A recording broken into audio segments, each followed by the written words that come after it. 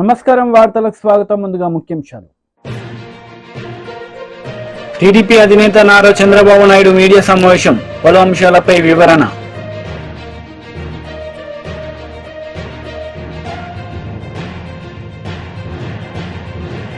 Bus యాత్రను నిర్వహించిన మాజీ ముఖ్యమంత్రి కేసీఆర్, బీజేపీకి కాంగ్రెస్ కి ఓటు వేసే ముందు ఒక్కసారి ఆలోచించుకోవాలని ప్రజలకు విజ్ఞప్తి. టీడీపీ అధినేత నారా చంద్రబాబు నాయుడు మీడియా సమావేశం నిర్వహించారు. ఈ సందర్భంగా పలు అంశాలపై ఆయన మాట్లాడారు. ఇది జరగాలి, అందుకే ఏ పని చేసినా పేదవారి కోసం చేయాలనుకుంటున్నాం. దీనికి ప్రత్యేకమైన శ్రద్ధ పెట్టాం. పేదరిక నిర్మూలన అసాధ్యం కాదు. ఈ టెక్నాలజీ పెద్ద హ్యాండీగా ఉంది. మనకు నాలెడ్జ్ ఎకానమీ సాధ్యం. ఇది చేయడం కోసం అందుకే మేము తీసుకున్నది కూడా మీరు చూస్తే కాంప్రహెన్సివ్ గా తీసుకున్నాం. ఇక్కడ కూడా మీరు గుర్తుపెట్టుకోవాల్సింది 2047 చాలా మందికి అనుమానం ఉంది. ఎట్లా చేస్తారని చెప్పి మాట్లాడుతున్నారు మా క్రిటిక్స్ అందరూ. సంపద సృష్టించడం తెలిసిన పార్టీ తెలుగుదేశం పార్టీ. ఆ సంపద సృష్టి కూడా ఆటోమేటిక్ గా ఏదైతే ఉందో ఒక ఎకో సిస్టమ్ క్రియేట్ చేస్తే డిస్ట్రాయ్ చేయకపోతే కంటిన్యూగా ముందుకు పోయే పరిస్థితి వస్తుంది. దానికి ఒక నిదర్శనం ఒక హైదరాబాద్, లేకుంటే ఐటీ రంగం, అలాంటివన్నీ చేసి ముందుకెళ్తాం. అదే సమయంలో అంగన్వాడీ కార్యకర్తలను ఆదుకుంటాం. ఉద్యోగాలు చేసే మహిళలకు హాస్టల్ వసతి ఏర్పాటు చేసి వాళ్ళకు రక్షణగా నిలబడతాం. ఇంకొక పక్కన కొంతమంది గర్ల్స్ మధ్యలో చదువు ఆపేసి మళ్లీ వాళ్ళు కంటిన్యూ చేయాలి అనే ఆలోచన ఉంది. అలాంటి వారికి కళలకు రెక్కలనే పథకం కింద ఇంట్రెస్ట్ ఫ్రీ లోన్ ఎంతైనా కానీ ఇచ్చి వాళ్ళని పైకి తీసుకొచ్చే బాధ్యత, వాళ్ళు సెటిల్ అయిన తర్వాత ఆ డబ్బులు తిరిగి కట్టే బాధ్యత, అది కూడా వడ్డీ లేకుండా కట్టే బాధ్యత తీసుకొస్తాం. పండుగ కానుకలు, పెళ్లి కానుకలు నేను కొన్ని దీంట్లో పెట్టకపోయినా అన్నా క్యాంటీన్ ఇవన్నీ కూడా పునరుద్ధరిస్తాం. మళ్లీ పేదవాళ్ళకు అండగా ఉంటాం. ఈ ప్రభుత్వంలో ఉద్యోగస్తులు చాలా నష్టపోయారు. వ్యవస్థ చిన్నాభిన్నం అయిపోయింది. వ్యక్తులు కూడా ఆ ఉద్యోగాలను చేసే వాళ్ళందరూ వ్యవస్థలు డిస్ట్రాయ్ అయినాయి. వ్యవస్థలు నిర్వీర్యం అయిపోయినాయి. నిధులు లేకుండా ఒక పక్క, భయపెట్టి ఒక పక్క, అస్తవ్యస్తమైనటువంటి విధానాలు, వీటన్నిటిలో దెబ్బతిన్నారు. రెండోది వాళ్ళు కూడా చాలా నిరాశ నిస్పృహల మధ్యలో ఉన్నారు. ఒక మాటలో చెప్పాలంటే సమాజం మొత్తం దెబ్బతిన్నప్పటికీ ఉద్యోగస్తులైతే నిర్వీర్యం అయిపోయారు. వారి నమ్మకాన్ని కోల్పోయే పరిస్థితికి వచ్చారు. ప్రభుత్వంలో ఎప్పుడు ఉద్యోగస్తుల మొరేలు బాగుంటే వారే సంపద సృష్టించాలి, వారే సేవలు అందించాలి, వారి వల్ల కూడా ప్రగతి జరగాలి. మేము పాలిటీషియన్స్ పాలసీలు నిర్ణయిస్తాం, దాన్ని ఎగ్జిక్యూట్ చేసేది సమర్థవంతంగా ఉద్యోగస్తులు చేయాల్సిన అవసరం ఉంది. ఒక్క ఎగ్జాంపుల్ మీరు చూస్తే ఉపాధ్యాయులు ఎంత నిర్వీర్యమైపోయారంటే, ఒకప్పుడు మోస్ట్ రెస్పెక్టెడ్ కమ్యూనిటీ ఉపాధ్యాయుడు, తల్లి తండ్రి, తర్వాత గురువు, తర్వాత దైవం. అలాంటి ఉపాధ్యాయుడి నిస్సహాయ స్థితి, ఏం చెప్పుకోలేని పరిస్థితి. కడాన మద్యం షాపుల్లో కాపలాకు పెడితే అది కూడా నోరిప్పి చెప్పలేని పరిస్థితి. చెప్పితే కేసులు పెట్టడం. కనీసం వాళ్ళ రైట్స్ కోసం ఎప్పుడు కూడా ప్రజాస్వామ్యంలో ప్రజాస్వామ్య హక్కుల కోసం మాట్లాడే వ్యక్తులు ఇంటలెక్చువల్ కమ్యూనిటీ టీచర్స్. అలాంటి టీచర్స్ నోరిప్పలేని పరిస్థితి తీసుకొచ్చారు. ఇంకొక పక్కన మనం ఒకసారి చూస్తే వీళ్ళందరిలో పిఆర్సీ లేదు, ప్రావిడెంట్ పిఎఫ్ లేదు, సరెండర్ లీవులు లేవు, లేకపోతే టీఏలు లేవు, లేకపోతే ఏది కూడా లేకుండా 20,000 25,000 కోట్ల రూపాయల బకాయిలు పెట్టి అడిగితే వాళ్ళ మీద కేసులు పెట్టడం, వాళ్ళ సంఘ నాయకులను అరెస్టులు చేయడం, కావాలని కేసులు పెట్టి ఏసీబీ కేసులు పెట్టి వేధించడం, ఇది ఒక ఆనవాయితీగా అయిపోయింది. అందుకని మళ్ళా వాళ్ళ యొక్క ఆత్మ విశ్వాసాన్ని పెంచుతాం, ఆత్మ గౌరవాన్ని పెంచుతాం. ఆ విధంగా పీఆర్సీ ఇవ్వడం కానీ, పీఆర్సీ వచ్చే లోపల ఇంటీరియం రిలీఫ్ కూడా ఇస్తాం. ఇంటీరియం రిలీఫ్ ఇచ్చి వాళ్ళకి ఇవ్వాల్సిన డబ్బులు కూడా ఫేజ్డ్గా అవన్నీ కూడా క్లియర్ చేసి ప్రతి నెల జీతాలు వచ్చే పరిస్థితికి మళ్లీ తీసుకొస్తాం. ఆర్థిక వ్యవస్థని మెరుగుపరుస్తాం. అదే మరిగా ఏదైతే సిపిఎస్ ఉందో ఆ సిపిఎస్ను కూడా సమీక్ష చేసి ఏ విధంగా దీన్ని చేస్తే పరిష్కార మార్గం, సరైన మార్గం చూపించగలుగుతామో దానికి కూడా ఒక సమస్య పరిష్కారం కోసం కృషి చేస్తాం.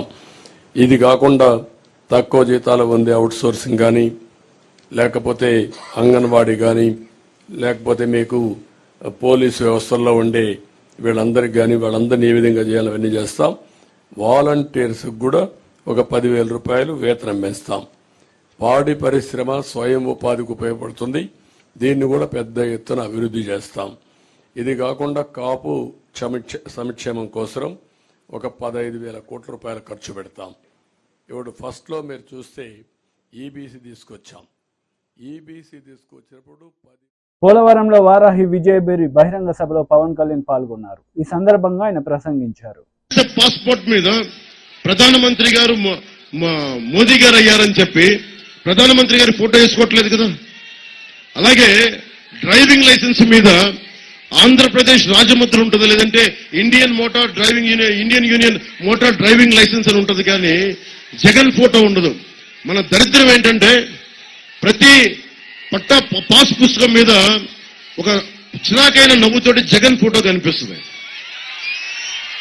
నీ ఫోటో ఎందుకు వేసుకోవాలయా? మీరు అడగాలి. యువత పవర్ స్టార్ అని మాట్లాడతారు మీరు కూర్చోబెట్టి. మీరు అడగాల్సింది జగన్ ని. ఈ కోపం, ఈ స్లోగనీరింగ్ వైసీపీ వాళ్ళ మీద చూపించండి, వాళ్ళ నాయకుల మీద చూపించండి. మీ ఫీజు రీఎంబర్స్మెంట్లు మీకు వచ్చినాయి? ఎవరికన్నా ఫీజు రీఎంబర్స్మెంట్లు వచ్చినాయా మీకు? ఫీజు రీఎంబర్స్మెంట్ రాకపోతే ఏం చేస్తాం? ఎవరిని అడగాలి? కోపాన్ని ఎవరి మీద చూపిస్తాడు? ఎన్నికల్లో మీరు చూపించాలి మీరు. అలాగే land titling act, Jagan land grabbing act కి మన పాస్ పుస్తకాల్లో జగన్ బొమ్మ వేసేసుకున్నాడు. మనకి సరిహద్దు రాళ్లలో జగన్ బొమ్మ. వీళ్ళకి ఇప్పటి నుంచి కాదు, జగన్ కుటుంబీకులకి వాళ్ళ తాతగారి దగ్గర నుంచి పక్కన పడే ఆస్తి లాక్కోవడం చాలా ఆనవాయితీ వాళ్ళకి. దానికి ఇన్సిడెంట్ కూడా చెప్తా. వెంకట్ నరసాయి గారు అని చెప్పి రైల్వే కోడూరులో వెరైటీస్ మైన్ ఆయనకి పాప అక్కడ ఉన్నాయని కనిపెట్టిన వ్యక్తి, గుర్తించిన వ్యక్తి. ఆయన ఒక చిన్న మైనింగ్ లీజ్ తీసుకొని వైఎస్ జగన్ గారి తాతగారికి మనుషుల్ని పనికి పెట్టుకున్నారు. పనికి పెట్టుకుంటే వెంకట నరసాయి గారిని కొద్ది రోజుల తర్వాత ఏమైందో తెలియదు, అని చనిపోయారు. ఆ వెరైటీస్ మైన్ వైఎస్ కుటుంబీకులకు వెళ్ళిపోయింది. సో పక్కనోడి ఆస్తి దోచుకోవడం అనేది అది వాడి కుటుంబ లక్షణం, అది వారి డిఎన్ఏలోకి వెళ్ళిపోయింది. ఎందుకు చెప్తున్నానంటే మన ఆస్తుల మీద జగన్ ఫోటో ఏంటి?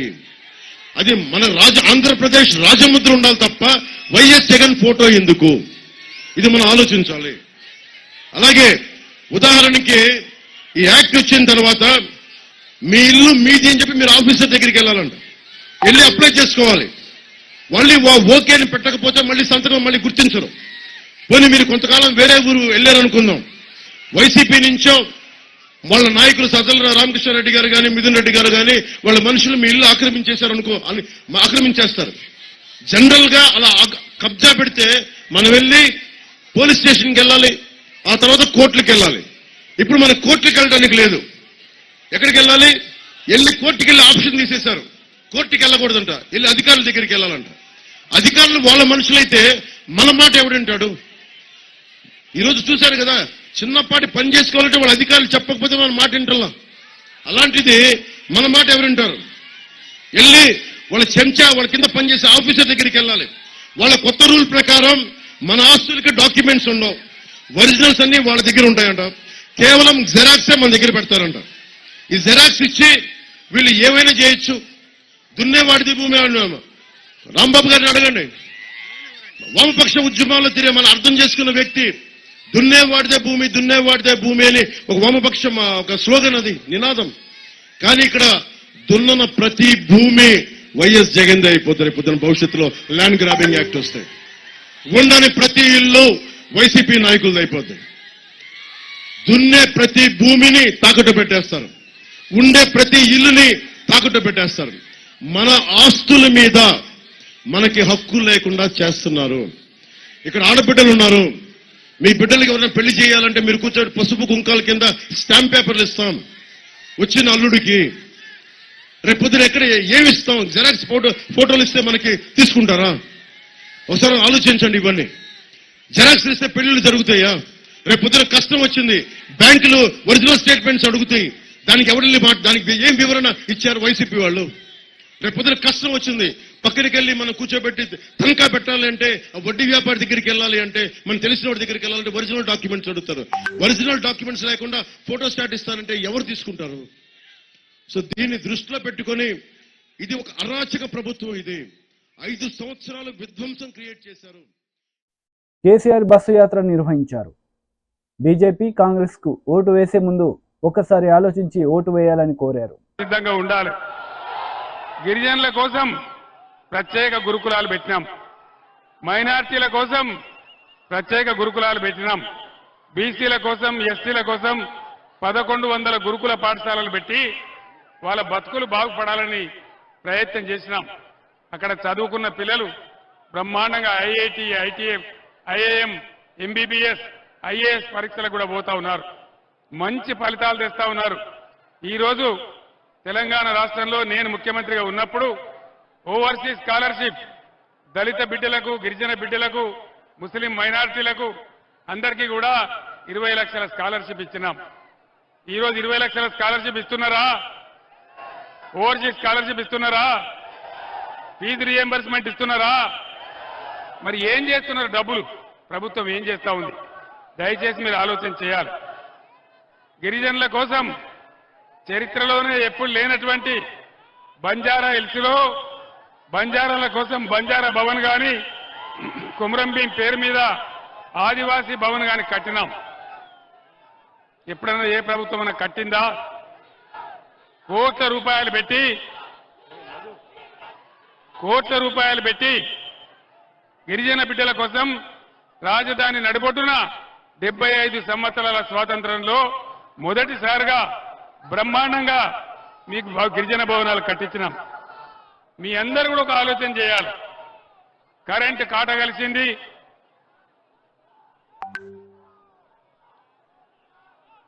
ఈరోజు ఇది కూడా తీసేయి.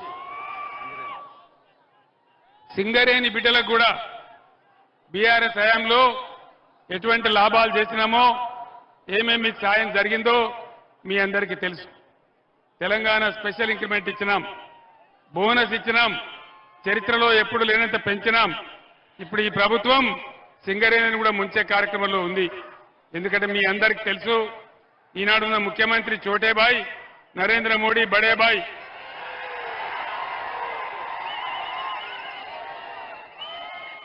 నేను ముఖ్యమంత్రిగా ఉన్నప్పుడు మనకు సింగరేణి బొగ్గు ఉండంగా కూడా ఇదే నరేంద్ర మోడీ మీరు అదాని ఆస్ట్రేలియా నుంచి తెచ్చేటువంటి బొగ్గు దిగుమతి చేసుకోవాలి అని నా మీద పంచాయతీ పెట్టినాడు. నేను ఆ రోజు చెప్పిన, మాకే సింగరేణి ఉంది, మాకే బొగ్గు ఉంది, నీ ఆస్ట్రేలియా బొగ్గు మాకెందుకని చెప్పి ఎట్టి పరిస్థితులలో 1 టన్ను కూడా కొనమని చెప్పి నేను చెప్పినాను. సింగరేణిని కాపాడడానికి ప్రయత్నం చేసినాం. మరి దయచేసి మీరు ఆలోచన చేయాలి. ఈరోజు ఏది కూడా జరగల. రైతు బంధు రాలే, కరెంటు రాలే, రుణమాఫీ కాలే, అన్ని హామీలు కూడా అరచేతిలో వైకుంఠం చూపించి గోల్మాల్ చేసి గద్దెకెక్కిన కాంగ్రెస్ ప్రభుత్వం ఘోరమైనటువంటి పనులు చేస్తా ఉంది. జిల్లాలను కూడా తీసేస్తా అంటా ఉన్నారు. జిల్లాలు ఎందుకు పెట్టినా? మనకు పనిలేక పెట్టినామా? ప్రజలకు పరిపాలన చేరువ కావాలని, అందరికీ అందుబాటులోకి రావాలని కొత్తగూడెం జిల్లా చేయడమే కాదు, బ్రహ్మాండమైన కలెక్టర్ కార్యాలయం కట్టుకున్నాం, అద్భుతమైన కలెక్టరేట్ కట్టుకున్నాం. ఇవన్నీ కూడా తీసేస్తామని మాట్లాడుతూ ఉన్నారు. నరేంద్ర మోడీ బీజేపీ ప్రభుత్వం 10 ఏళ్ల కింద దేశంలో గద్దెకెక్కితే ఒక్క హామీ అన్న నరేంద్ర మోడీ నెరవేర్చండా? బేటీ పడావో బేటీ బచావో ఎక్కడన్నా కనబడ్డదా? అమృత్ కాల్ వచ్చిందా? అచ్చే దిన్ వచ్చిందా? ఇలా ప్రపంచంలో మన రూపాయి వాల్యూ ఎంత? 83 రూపాయలు. $1కు 83 రూపాయలు. నరేంద్ర మోడీ అంత దరిద్రమైనటువంటి పరిపాలన మళ్ళా చూడం మనం. అంత దుర్మార్గమైన పాలన, మతాలకు పంచాయతీ పెట్టి మనకు ఉద్వేగం రేపి ఓట్లు దొబ్బుకున్నాడే తప్ప ఏ ఒక్క మంచి పని కూడా జరగలే. అమృత్ కాల్ అన్నాడు, వచ్చిందా?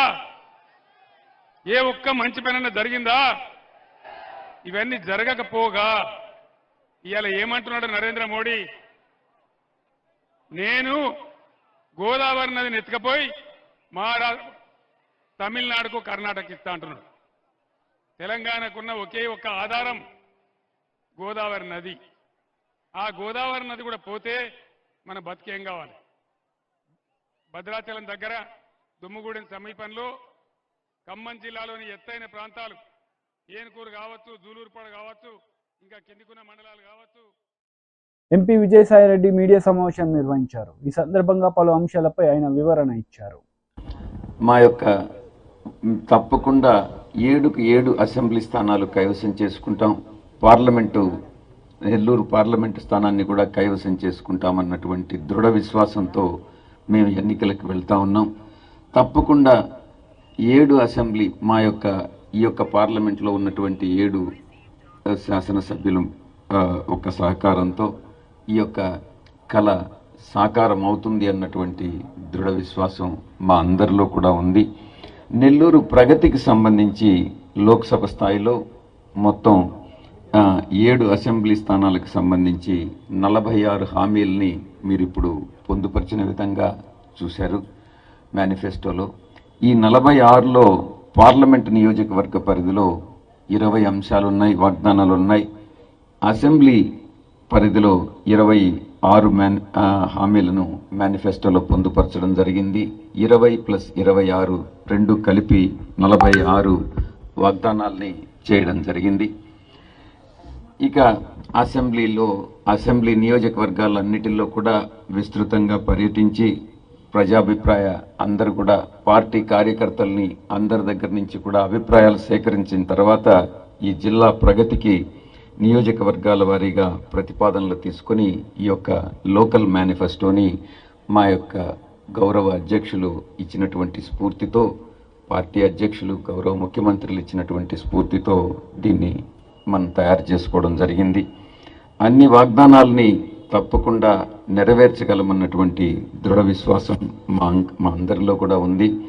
పూర్తి బాధ్యత, దీన్ని అమలు చేసేటటువంటి పూర్తి బాధ్యత, దీన్ని అంకిత భావంతో కార్యరూపంలోకి తీసుకొచ్చి కార్యరూపంలోకి తీసుకొస్తామనని నేను, మా అందరూ శాసనసభ్యులందరం కూడా సంయుక్తంగా ఈ యొక్క ప్రెస్ కాన్ఫరెన్స్ని ద్వారా పాత్రికేయ మిత్రుల ద్వారా మేము నెల్లూరు పార్లమెంటు ప్రజలందరికీ కూడా తెలియజేసుకుంటా ఉన్నాం.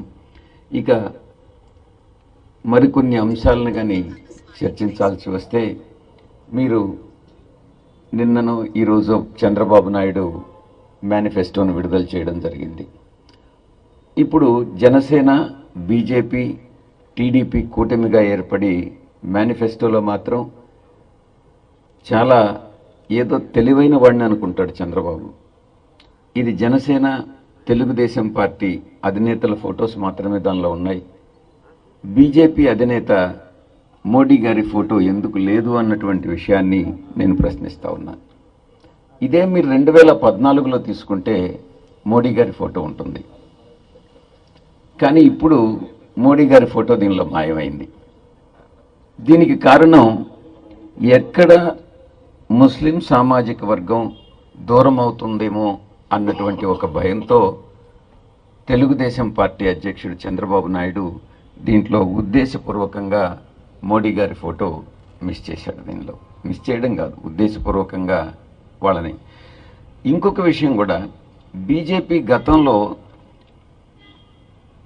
తాము ఇండిపెండెంట్గా పోటీ చేసినప్పుడు రాయలసీమకి ఏదో నియమావళిని ఇంకొక రకంగా మేనిఫెస్టో విడుదల చేసినటువంటి బీజేపీ దీనిలో భాగస్వామి కానట్లయితే బీజేపీ ఎందుకు సపరేట్ మేనిఫెస్టో విడుదల చేయట్లేదు? బీజేపీ సపరేట్ మేనిఫెస్టో విడుదల చేయలేదు అని అంటే దీంట్లో భాగస్వామి అయి ఉండాలి కదా, దీంట్లో బీజేపీ కూడా ఇంక్లూడ్ అయి ఉండాలి కదా. ఇదంతా కూడా ఉద్దేశపూర్వకంగా ఒక రకమైనటువంటి భయంతో, ముస్లిం సోదరులు ఎక్కడ ఓటేయరు అన్నటువంటి ఒక భయంతో ఇదంతా కూడా చంద్రబాబు నాయుడు చేస్తున్నటువంటి కుట్ర అన్నటువంటి విషయాన్ని అర్థం చేసుకోవాలి. అనేక సమావేశాల్లో ఒక విషయాన్ని నేను సూటిగా ప్రశ్నించాను. రాబోయేటటువంటి 5 సంవత్సరాలు సంతనూతలపాడులో స్వర్ణాంధ సహకార యాత్రలో పాల్గొన్నారు నందమూరి బాలకృష్ణ. ఈ సందర్భంగా పలు అంశాలపై ఆయన మాట్లాడారు. విదేశీ విద్యను పెట్టుకున్నాడు.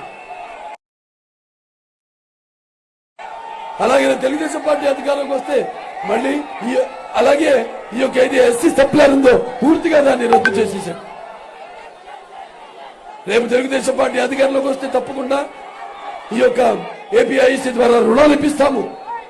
అలాగే ఈ యొక్క బెస్ట్ అవైలబుల్ స్టడీస్ అందరికీ అందుబాటులో ఉంచుతాము. అలాగే ఈ యొక్క సివిల్ సర్వీసెస్ కి వెళ్లాలనుకునే విద్యార్థులకు వాళ్ళందరికీ కూడా ఉచితంగా శిక్షణ ఇప్పిస్తాము. అలాగే ప్రతి ఎస్సీ పేద కుటుంబానికి 2 ఎకరాలు కొనుగోలు భూమిని కూడా ఇస్తామని మేనిఫెస్టోలో పేర్కొనడం జరిగింది.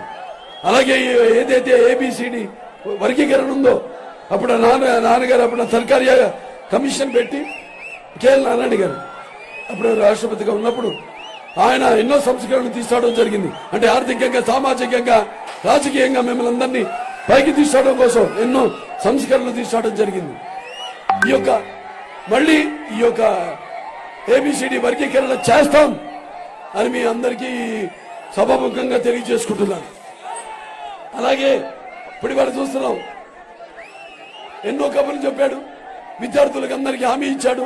ప్రతి సంవత్సరం జాబ్ క్యాలెండర్ రిలీజ్ చేస్తానని కలుబలు కబుర్లు చెప్పి మరి విద్యార్థుల్ని కొత్త పరిశ్రమలు రాకపోగా ఉన్న పరిశ్రమలు కూడా వెళ్ళగొట్టేసి మరి విద్యార్థుల్ని ఈ యొక్క గంజాయికి, డ్రగ్స్ కి అలవాటు చేసి మోసం చేశాడు. మరి పెద్దానికి నేను సిద్ధం అంటాడు. 1600 ప్రజల ధనాన్ని మొత్తం రాష్ట్రం అంతా హోర్డింగులు పెట్టించాడు. నేను సిద్ధమని. మరి ఈ విద్యార్థులకి సమాధానం చెప్పడానికి సిద్ధమా? లేకపోతే తన తల్లి చెల్లిని ఇంటి నుంచి బయటికి గెట్టేసి మరి బాబాని చెప్పిన వాళ్ళ నిందితుల్ని కాపాడుతూ వాళ్ళ చెల్లికి మోసం చేశాడు. మరి వాళ్ళకి సమాధానం చెప్పడానికి సిద్ధమా? అలాగే ఉద్యోగస్తులు ఉన్నారు. సిపిఎస్ వచ్చిన వారం రోజుల్లో సిపిఎస్ రద్దు చేస్తారని మాటిచ్చాడు. మోసం చేశాడు వాళ్ళు ఉద్యోగస్తులు. వాళ్ళందరికీ సమాధానం చెప్పడానికి సిద్ధమా?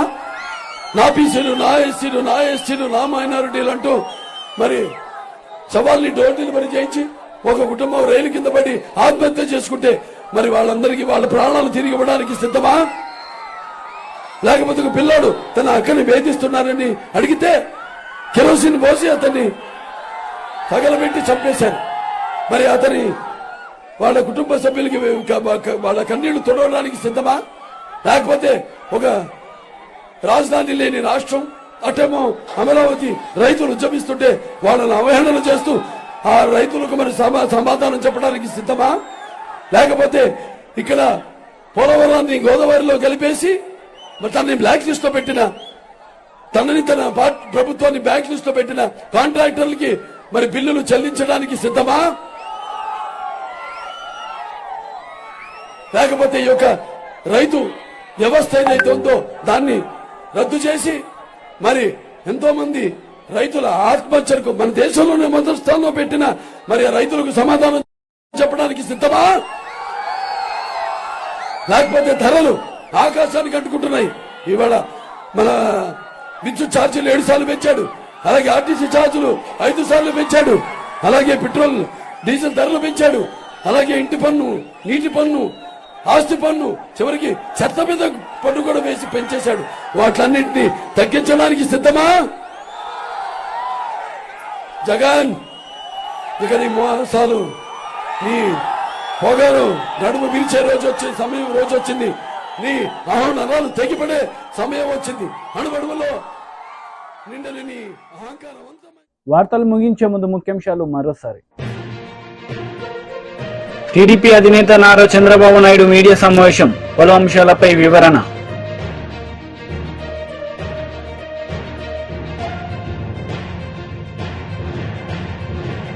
బస్సు యాత్రను నిర్వహించిన మాజీ ముఖ్యమంత్రి కేసీఆర్, బీజేపీకి కాంగ్రెస్ కి ఓటు వేసే ముందు ఒక్కసారి ఆలోచించుకోవాలని ప్రజలకు విజ్ఞప్తి. ఈ వార్తలు ఇంతటితో సమాప్తం. తిరిగి ప్రసారమయ్యే వార్తల్లో మళ్ళీ కలుద్దాం. అంతవరకు సెలవు. నమస్తే.